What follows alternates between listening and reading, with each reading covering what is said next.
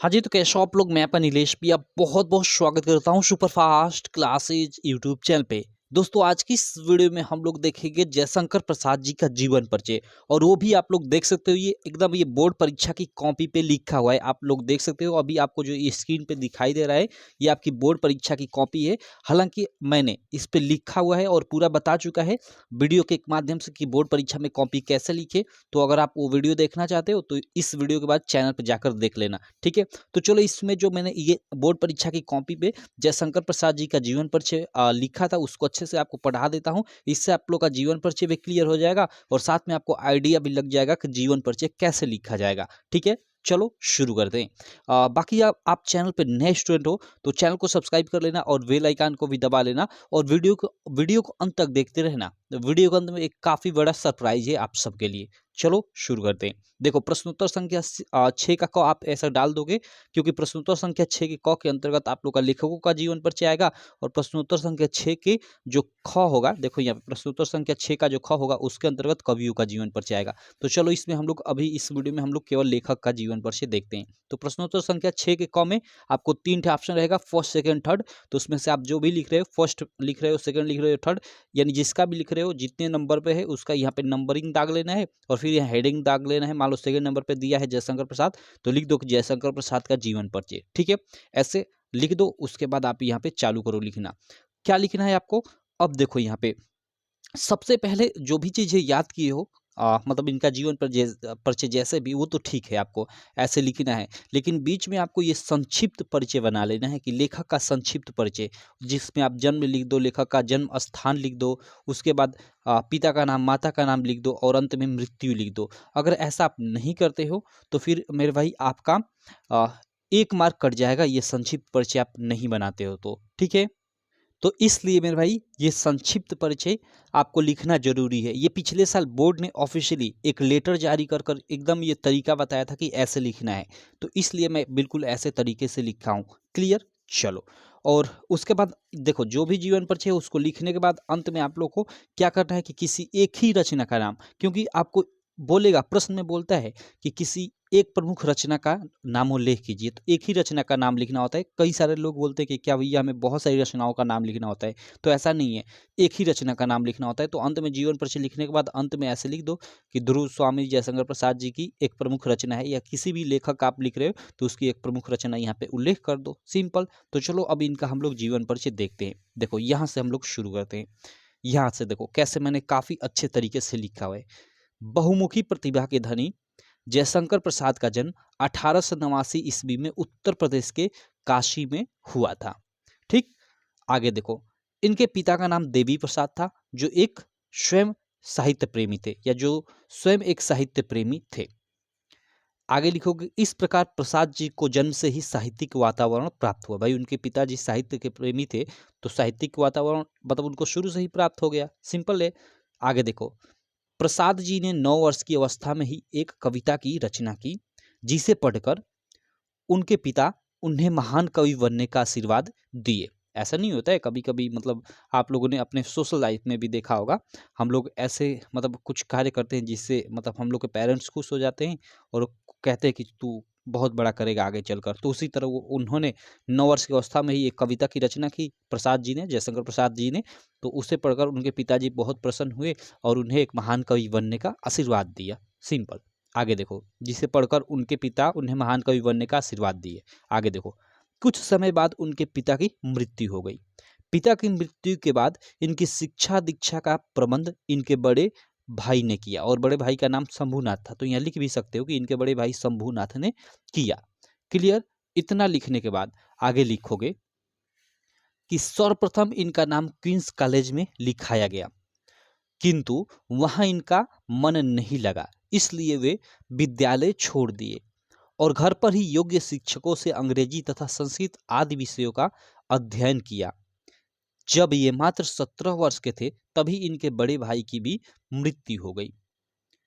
इन्होंने 3 शादियां की, किंतु तीनों ही पत्नियों की असमय मृत्यु हो गई। इसी बीच इनके छोटे भाई की भी मृत्यु हो गई। इन सभी असामयिक मौतों से, यानी जो समय से नहीं थे भाई, मतलब तो ही सामयिक उसको बोल देंगे। इन सभी असामयिक मौतों से वे अंदर ही अंदर टूट गए और इस प्रकार क्षय रोग से पीड़ित होने के कारण सन 1937 ईस्वी में इनका निधन हो गया। और अंत में लिख दोगे, बस इतना हो गया काम। बस उसके बाद एक लाइन छोड़कर लिख दोगे कि ध्रुव स्वामी जयशंकर प्रसाद की एक प्रमुख रचना है, या कोई भी रचना लिख दो और ऐसे लिख दो। ठीक, कंकाल जयशंकर प्रसाद की एक प्रमुख रचना है, तितली जयशंकर प्रसाद की एक प्रमुख रचना है, कोई भी रचना लिखकर और ऐसे लिख दो, आपका मतलब काम हो जाएगा। तो इस तरह से पूरा पूरा आपको जीवन परिचय लिखना है जयशंकर प्रसाद जी का। एक बार मैं और शुरू से दोहरा देता हूँ, उसके बाद मैं बताता हूँ कि क्या सरप्राइज है जो भी नए स्टूडेंट है उनके लिए। यहाँ पे एक बार और मैं दोहरा देता हूँ थोड़ा। देखो यहाँ पे, बहुमुखी प्रतिभा के धनी जयशंकर प्रसाद का जन्म 1889 ईस्वी में उत्तर प्रदेश के काशी में हुआ था। इनके पिता का नाम देवी प्रसाद था, जो स्वयं एक साहित्य प्रेमी थे। इस प्रकार प्रसाद जी को जन्म से ही साहित्यिक वातावरण प्राप्त हुआ। प्रसाद जी ने 9 वर्ष की अवस्था में ही एक कविता की रचना की, जिसे पढ़कर उनके पिता उन्हें महान कवि बनने का आशीर्वाद दिए। कुछ समय बाद उनके पिता की मृत्यु हो गई। पिता की मृत्यु के बाद इनकी शिक्षा दीक्षा का प्रबंध इनके बड़े भाई ने किया, और बड़े भाई का नाम शंभुनाथ था। आगे देखते हैं। आगे आप इसके लिखोगे कि सर्वप्रथम इनका नाम क्वींस कॉलेज में लिखाया गया, किंतु वहां इनका मन नहीं लगा, इसलिए वे विद्यालय छोड़ दिए और घर पर ही योग्य शिक्षकों से अंग्रेजी तथा संस्कृत आदि विषयों का अध्ययन किया। जब ये मात्र 17 वर्ष के थे तभी इनके बड़े भाई की भी मृत्यु हो गई, यानी जो इनके बड़े भाई शंभुनाथ थे, ठीक है, उनकी भी मृत्यु हो गई। आगे देखो, इन्होंने 3 शादियां की, किंतु तीनों ही पत्नियों की असमय मृत्यु हो गई। इसी बीच इनके छोटे भाई की भी मृत्यु हो गई। इन सभी असामयिक मौतों से वे अंदर ही अंदर टूट गए और इस प्रकार क्षय रोग से पीड़ित होने के कारण सन 1937 ईस्वी में इनका निधन हो गया। और अंत में लिख दो कि ध्रुव स्वामी जयशंकर प्रसाद की एक प्रमुख रचना है, एक लाइन छोड़कर। इसका आपको 5 मार्क मिल जाएगा। और आपको मैं बताना चाहूँगा कि मतलब हर साल जयशंकर प्रसाद जी का हर साल जीवन परिचय आता है आप लोग के एग्जाम में। अगर मोस्ट इंपॉर्टेंट जीवन परिचय की बात करूँ आपके गद्य वाले पार्ट में, तो आपको जयशंकर प्रसाद जी का, आचार्य रामचंद्र शुक्ल का और रामधारी सिंह दिनकर का, इन 3 लोगों का याद करना है।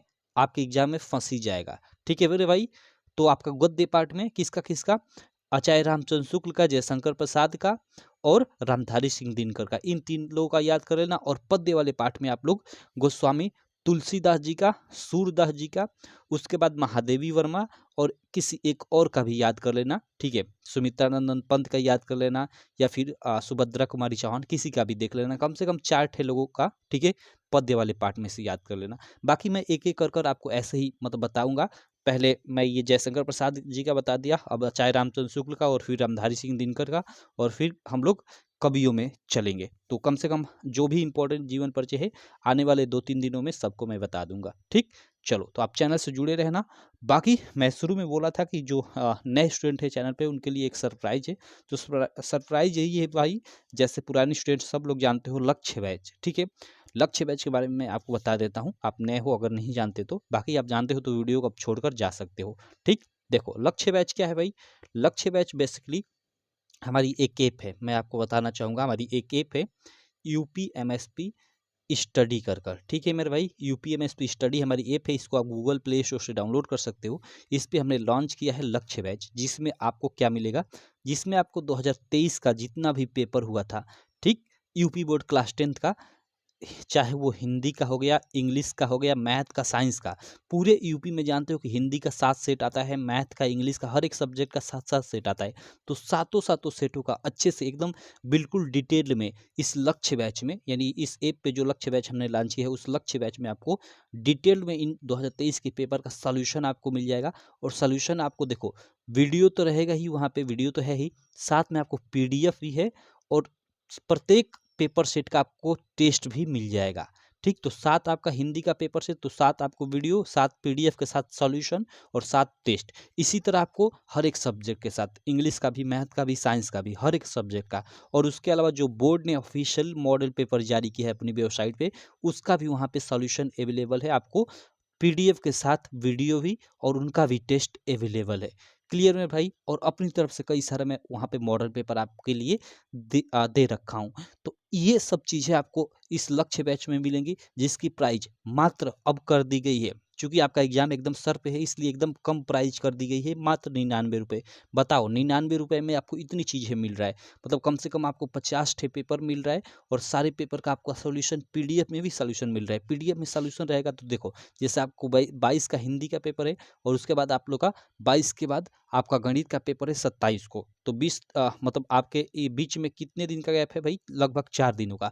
तो आप चाहोगे तो इन 4 दिनों के अंदर अगर आपके पास ये पीडीएफ है, तो आसानी से अपने सातों सेटों का और बोर्ड वाला जो मॉडल पेपर है उसका, और मैं अपनी तरफ से जो भी मॉडल पेपर मतलब दे रहा हूँ उन सब का आप रिवाइज कर लोगे। ठीक है, पीडीएफ अगर वीडियो आप देखते हो ना, तो वीडियो से नहीं रिवाइज कर पाओगे, और एक वीडियो 2 घंटे 3 घंटे की होगी, आपका दिमाग भी खराब होगा। और वहाँ पे क्या है कि आपका पीडीएफ में सॉल्यूशन है, तो पीडीएफ में आप पढ़ोगे, हो सकता है थोड़ा थोड़ा कहीं डाउट आए, तो आप मतलब भाई जाकर वीडियो से वो डाउट क्लियर कर लो, सिंपल। तो इसलिए ये जरूरी है लक्ष्य बैच ज्वाइन करना। तो आप 99 रुपये में ज्वाइन कर सकते हो हमारी ऐप पे। कैसे ज्वाइन करना है यहाँ पे भी मैं थोड़ा सा बता दूँ, उसके बाद इस वीडियो को मैं समाप्त करता हूँ। देखो ये हमारी ऐप है, ठीक है, ये हमारी ऐप है, दिखाना चाहूँगा, 1 मिनट। देखो ये यूपीएमएसपी स्टडी, इसको आपको ओपन करना है। ये आप देख सकते हो यूपीएमएसपी स्टडी लिखा हुआ, प्ले स्टोर पे आप लिखोगे तो आ जाएगी यूपीएमएसपी स्टडी। ये शायद नेट वीक है क्या भाई, क्यों नहीं खुल रहा है? 1 मिनट। ओके यार, चलो एक्चुअली वाईफाई कनेक्टेड नहीं था, मैंने कनेक्ट कर लिया है, ठीक। इसको आप ओपन करोगे, यूपीएमएसपी स्टडी। ओके, ये देखो ओपन करोगे तो ऐसी कुछ ऐप दिखाई देगी, ये आप लोग देख सकते हो पूरा का पूरा ये इंटरफेस इस प्रकार का। अब देखो यहाँ पे ये आवर कोर्स आपको दिखाई दे रहा है, पहला ऑप्शन। तो इस आवर कोर्स पे आओगे, क्लास 10 पे ये लक्ष्य बैच है, इस पे आपको क्लिक करोगे, ठीक है। तो यहाँ 99 रुपये पेमेंट करने को बोलेगा, तो एक बार और इस पे आपको क्लिक करना है, और क्लिक करते ही देखो यहाँ डायरेक्ट आपको पेमेंट करने का ऑप्शन आ जाएगा, यहाँ पे पेमेंट कर सकते हो। लेकिन अगर आपके पास फ़ोन पे या फिर पेटीएम पे, मतलब वही पेमेंट करने का ऑप्शन नहीं है, तो यहाँ स्क्रॉल कर कर आओगे, और नीचे यहाँ पे आपको क्यूआर कोड मिल जाएगा। इस क्यूआर कोड पे भी किसी भी दुकान से अपने भैया से या किसी से भी पेमेंट करा दोगे 99 रुपये, और पेमेंट कराने के बाद आप इस नंबर पे पेमेंट का फ़ोटो ले लेना अपने फ़ोन से, और इस नंबर पे वो फ़ोटो भेज देना, और तुरंत कॉल भी कर देना, आपको इस बैच में ऐड कर दिया जाएगा, ठीक है। इसमें क्या-क्या मिलेगा मैंने पहले ही बता दिया। बाकी आप जानना चाहते हो कि यहाँ पे आप अंदर जाकर देखना चाहते हो कि अंदर वास्तव में मैंने जो बता रहा हूँ वो है कि नहीं है, तो यहाँ आप क्लिक कर वीडियो देख सकते हो, अंदर मैंने सारी चीज़ें जाकर दिखाई हुई हैं। ठीक है मेरे भाई? चलो, बाकी आपको पीडीएफ की क्वालिटी, तो पीडीएफ की क्वालिटी काफ़ी शानदार होने वाली है भाई। 1 मिनट, पीडीएफ की क्वालिटी भी मैं आपको दिखाना चाहूँगा। अगर यहाँ पे हम लोग का टेलीग्राम खुल जाता है तो देखो अभी-अभी यहाँ पे देखो, ये अभी-अभी देखो यहाँ मैं, ये देखो 1 मिनट, देखो यहाँ पे देखो, जैसे ये 8 से 1 डीएफ वाला कोड है। अभी ये 2023 का देख सकते हो, ये पेपर है पूरा पूरा, कितना भी जूम कर लो आपको फटेगा नहीं, ठीक। इसके बाद देखो ये 7-8 पेजों तक ये पूरा का पूरा पेपर है, और इसका नीचे ये आप लोग देख सकते हो यहाँ पे, इसका देखो अभी मैं सॉल्यूशन अभी अभी कर रहा था। ये 7 कोडों में से एक कोड मुझसे छूट गया था, तो इसका अभी सॉल्यूशन कर रहा था, इसलिए अभी एमसीक्यू नहीं किया हूँ। ये आपका लॉन्ग आंसर टाइप जो क्वेश्चन है, यानी संदर्भ व्याख्या वाले, उनका देखो यहाँ पे ये सॉल्यूशन सब कर रहा हूँ, ठीक। तो इसको सॉल्यूशन कर कर अभी ऐड कर दूंगा। बाकी 6 कोड ऑलरेडी ऐड है ऐप पे, और ऐसे हर सब्जेक्ट का वहाँ पे ऐड है। तो आप लोग ज्वाइन कर सकते हो लक्ष्य बैच, हमारी जो एप्लीकेशन है उस पे, ठीक है। और ज़्यादा कोई दिक्कत हो रही है तो वहीं पे मेरा नंबर भी दिया गया है, देखो यहाँ पे 1 मिनट, यहाँ पे ये जो नंबर दिया गया है इस पे कॉल भी कर सकते हो। आपको यहाँ भी ये नंबर दिख जाएगा, ये बैनर पे, ये देखो इधर कोने में छोटा सा, क्लियर। तो इस नंबर पे आप कॉल भी कर सकते हो। बाकी चलो, आशा करता हूँ कि आपको सारी चीज़ें समझ में आ गई होगी, और ये आपका जयशंकर प्रसाद का जीवन परिचय क्लियर हो गया होगा। नेक्स्ट वीडियो में हम लोग देखेंगे किसी अन्य लेखक का, आचार्य रामचंद्र शुक्ल का, या फिर रामधारी सिंह दिनकर का जीवन परिचय। चलो, मैं मिलता हूँ आपसे नेक्स्ट वीडियो में, तब तक के लिए थैंक यू।